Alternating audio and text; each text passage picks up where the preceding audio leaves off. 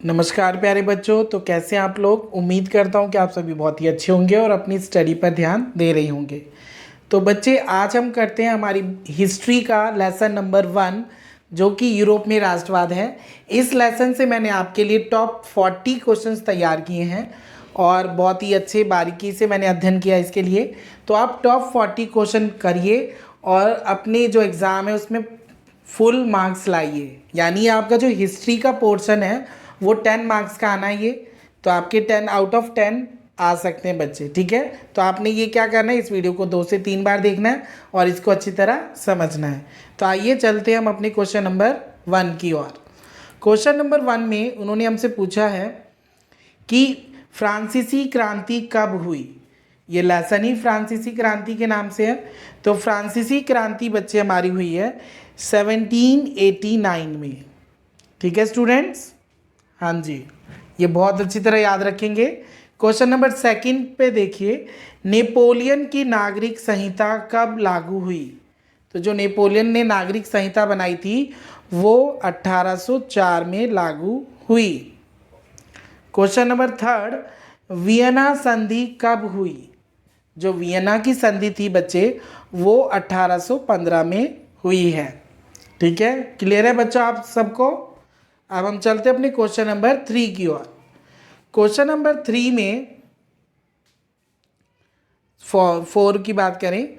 Question number 4 में उन्होंने हमसे पूछा है इटली का बिस्मार्क किसे माना जाता है।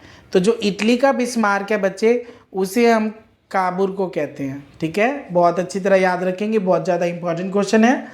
रक्त और लौह की नीति किसने अपनाई। जो हमारा 5वां क्वेश्चन है, रक्त और लौह की नीति अपनाई है बिस्मार्क ने, ठीक है बच्चों। रक्त और लौह की नीति किसने अपनाई है, बिस्मार्क ने। तो ये रहा हमारा ऑप्शन 6। वियना कांग्रेस किस वर्ष आयोजित की गई। तो जो वियना कांग्रेस की बात होगी तो वो है बच्चे 1815 में। नाउ क्वेश्चन नंबर 7 की बात करें। क्वेश्चन नंबर 7 है बलूत पत्तियों का मुकुट किसका प्रतीक है। तो जो बलूत पत्ती का मुकुट है बच्चे वो वीरता का प्रतीक है वहाँ की, ठीक है। क्वेश्चन नंबर 8, क्वेश्चन नंबर 8 में बोला गया है कि किसने कहा था कि फ्रांस जब छींकता है तो बाकी यूरोप को सर्दी जुकाम हो जाती है। तो ये कहा था बच्चे मैटरनिख ने। बहुत इंपॉर्टेंट क्वेश्चन है, याद रखेंगे सभी से। फिर है बाल्कन क्षेत्र के निवासियों को क्या कहा जाता था। क्वेश्चन नंबर 9 है बाल्कन क्षेत्र के निवासियों को क्या कहा जाता था। तो बाल्कन क्षेत्र के निवासियों को स्लाव कहते थे, ठीक है। क्वेश्चन 10 की बात करें, जर्मन राष्ट्र का रूपक क्या था। तो जर्मन राष्ट्र का रूपक है जर्मेनिया, ठीक है स्टूडेंट। तो चलते हैं हम क्वेश्चन नंबर 11 की ओर। क्वेश्चन नंबर 11 में इन्होंने हमसे पूछा है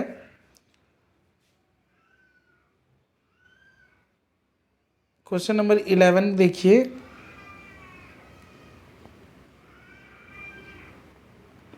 आंखों पर पट्टी बांधे हुए और हाथ में तराजू लिए महिला किसका प्रतीक है। तो जो आंखों पे पट्टी बांधी हुई है और हाथ में तराजू ली हुई महिला है वो किसका प्रतीक है बच्चे, न्याय का, ठीक है। नाउ क्वेश्चन नंबर 12, तलवार पर लिपटी जैतून की डाली किसका प्रतीक थी, शांति का चाह के लिए, ठीक है students. Now question number 13, Germany के एकीकरण के लिए कौन सी नीति अपनाई गई। तो जर्मनी के लोगों को एक करने के लिए वहाँ के लोगों ने रक्त और लौह की नीति अपनाई थी। कौन सी, रक्त और लौह की नीति।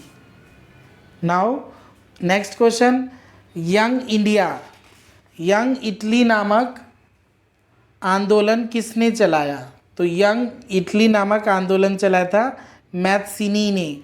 ये भी क्वेश्चन बच्चे बहुत इंपॉर्टेंट है। यंग इटली नामक आंदोलन किसने चलाया। तो ये चलाया है मैथ्सिनी ने। क्वेश्चन नंबर 15, जुंकर्स डैश की एक सामाजिक श्रेणी थी। तो जुंकर्स कहाँ की श्रेणी थी, प्रशा। इसे भी बहुत इंपॉर्टेंट है बच्चे, हाँ जी। क्वेश्चन नंबर 16 की बात करें, राजा विलियम प्रथम को कब जर्मनी का सम्राट घोषित किया गया? यानी राजा विलियम कब जर्मनी के सम्राट बने थे? तो वो बने बच्चे 1871 में। तो इसका आंसर आ जाएगा 1871। नेक्स्ट है, इमेनुअल द्वितीय को इटली का राजा कब घोषित किया गया? तो वो है 1861 में। ठीक है। क्वेश्चन नंबर 18, ड्यूक मैटरनिक कौन था? तो जो ड्यूक मैटरनिक था बच्चे, वो चांसलर था। और कहाँ का चांसलर था? ऑस्ट्रिया का चांसलर था वो। ठीक है बच्चों। क्वेश्चन नंबर 19 पे चलते हैं। क्वेश्चन नंबर 19 में इन्होंने बोला है, राष्ट्रवाद की पहली स्पष्ट अभिव्यक्ति कौन सी थी? तो सबसे पहली थी फ्रांसीसी क्रांति। राष्ट्रवाद के लिए फ्रांसीसी क्रांति पहली सबसे स्पष्ट अभिव्यक्ति थी। नेक्स्ट है 20, जर्मनी के झंडे का रंग क्या है? तो जो जर्मनी का झंडा है बच्चे, आप इसको जब गूगल पे देखेंगे तो आपको वहाँ पर 3 रंग मिलेंगे, लाल, काला और सुनहरा। तो जर्मनी के झंडे में 3 रंग हैं, लाल, काला और सुनहरा। 21, फ्रांस का रूपक क्या है? जैसे जर्मनी का जर्मेनिया है, तो इसी तरह फ्रांस का फ्रैंकेनिया नहीं है। कहीं आप जर्मनी का जर्मेनिया है तो फ्रांस का फ्रैंकेनिया बता दें, वो नहीं है। फ्रांस का रूपक है मारियान। ठीक है बच्चों। Now question number 22। Question number 22 में इन्होंने हमें बोला है, ला पैट्री के विचारों का क्या अर्थ है? तो जो ला पैट्री है बच्चे, वो है पितृभूमि। ठीक है, पितृभूमि को वो ला पैट्री कहते थे।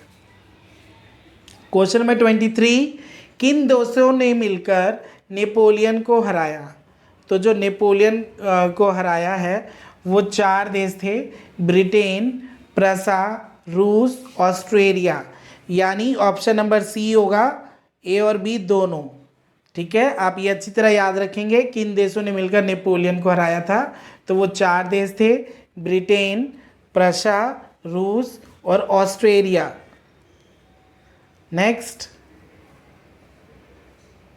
24, 1789 की क्रांति के दौरान, जब 1789 में फ्रांस की क्रांति हुई थी, तो फ्रांस का राजा कौन था? तो वो था लुई 16। ठीक है। क्वेश्चन नंबर 25, 1804 में नागरिक संहिता किसने पेश की? तो नागरिक संहिता किसने पेश की थी? नेपोलियन ने।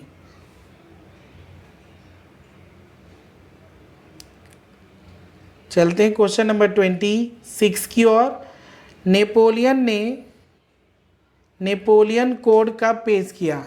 तो नेपोलियन ने नेपोलियन कोड पेश किया था बच्चे 1804 में। नेक्स्ट है बच्चे, यूरोपीय शक्ति से नेपोलियन कब हारा? तो ये बच्चे 1815 में हारा है। 28, किस लड़ाई में नेपोलियन की हार हुई? तो नेपोलियन हारा था बच्चे वाटरलू की लड़ाई में। ठीक है स्टूडेंट्स, अब हम चलते हैं 29 क्वेश्चन की ओर। 29 में हमने पूछा गया है, निम्न में से कौन सी नेपोलियन संहिता की विशेषता नहीं है?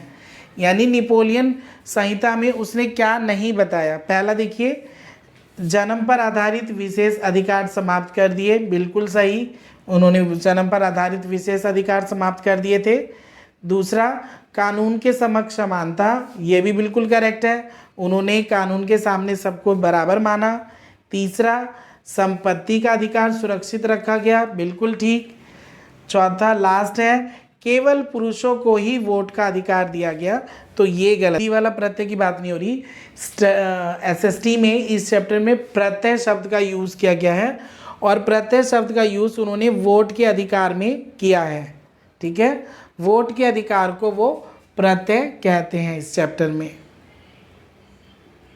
31, एलए को मापने की एक इकाई है, मतलब एलए किसको मापने की इकाई है?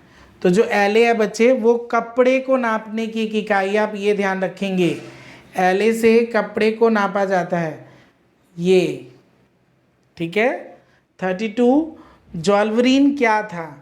तो जॉल्वरीन एक तरह का सीमा शुल्क था बच्चे, ठीक है बच्चों। 33 वाटरलू की लड़ाई के बाद किस संधि पर हस्ताक्षर किए गए थे? तो जब वाटरलू की लड़ाई हुई थी जिसमें नेपोलियन हारा था, तो उसके बाद वियना की संधि हुई थी।